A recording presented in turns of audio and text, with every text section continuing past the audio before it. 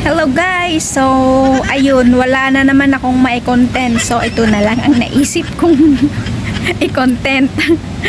Sa mga gustong malaman kung sino ang mga nag-follow sa kanila, nag-comment, nag-share ng kanilang mga videos o sa aking videos, dahil gusto kong malaman yon, ganito lang ang ginawa ko. Sundan nyo lang ang video na to.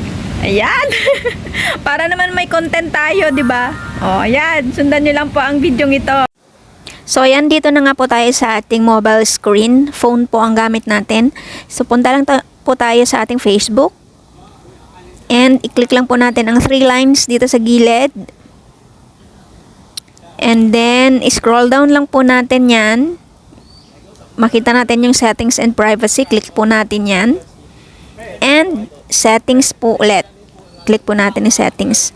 And then, dito na nga po tayo sa settings and privacy. I-scroll down po natin ulit. Hanapin po natin yung audience and visibility.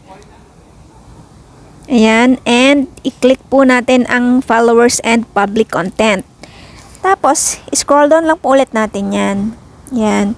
Makikita po natin dyan ang public post notifications. Ayan. Ilagay po nyo everyone para everyone can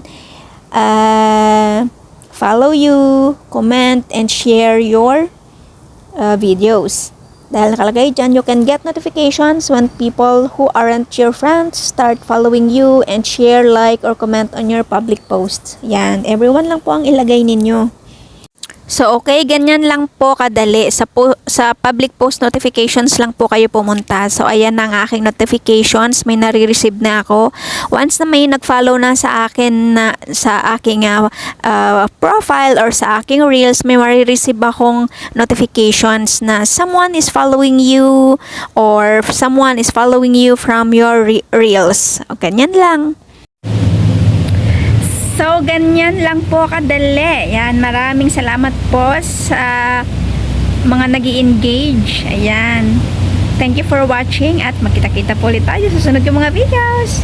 Thank you. Bye!